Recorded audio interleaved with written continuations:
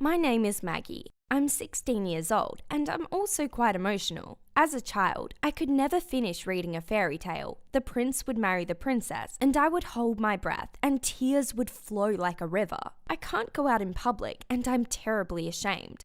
Are you embarrassed to cry publicly?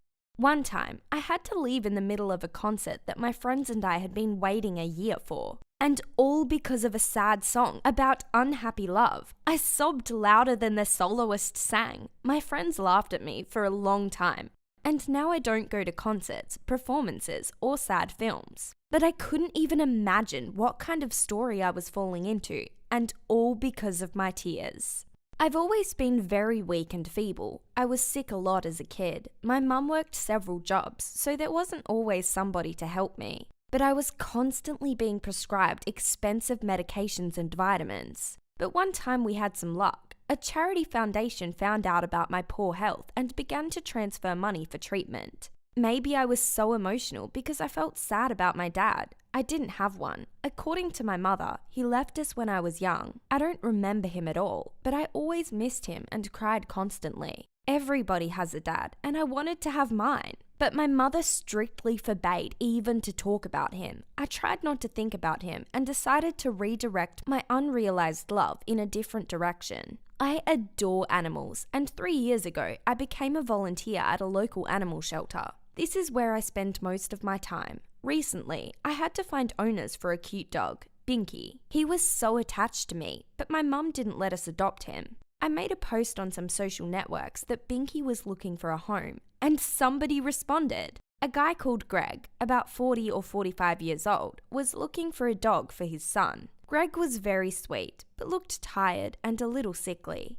He immediately liked Binky, was an ideal candidate, and was interesting and kind. But you should never judge a book by its cover. Greg asked me about my volunteering because he also loved animals. He was a photographer and had long thought about doing a photo project about homeless cats and doggies. He asked me if I and some of our rescue animals would like to be involved. The offer was interesting and could help the animals find a home. I thought about it whilst Greg invited me to check out some photos in his workshop. I didn't talk to my mum, of course. She would ruin everything. Greg's workshop was in the basement. We went to it to see the photo with Binky in tow. Greg's work was incredible. He shot random people on the street, but these were masterfully captured moments of everyday life. I praised Greg and his work, but then his phone rang and he went upstairs to take the call. The signal was terrible in his basement, he said. It was then that I uncovered the real Greg. I decided to explore his workshop and wandered into a far corner. There I found a photo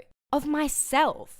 I saw a photo of me with my mum. It was from about 3 years ago, when I still had red hair. When I started rummaging through his papers, I found 2 folders filled with me and my mother. It was like something out of a movie, one with a crazy person. I was taken aback with horror. Greg had been following us. I decided it was a high time to get out of there, but I didn't have the opportunity. Greg had returned and was already approaching me, my throat dry with fear. No one even knew where I was. I had lied to my mum that I was staying late at the shelter. I was terrified as he began to approach. I started screaming, pushing Greg, and then, out of nowhere, Binky rushed to my defense, biting Greg's leg, which allowed me to escape. Once home, I began to weep like never before. Suddenly, I felt a wild pain in my eyes. Instead of tears, crystals dropped out. The feeling was unique, like ice flowing from the back of my eyes. What was happening? I called out to my mum. She came in and shook the crystals together in her palm. Altogether, I cried 15 pieces. It felt like my eyes were going to explode. Boom! But just then, there was a knock on the door. It was Greg. Can you imagine? My mum seemed to freeze on the spot from surprise. He had brought Binky with him and said that they had followed us, or rather, photographed us in the city. What he said next shocked me to my core.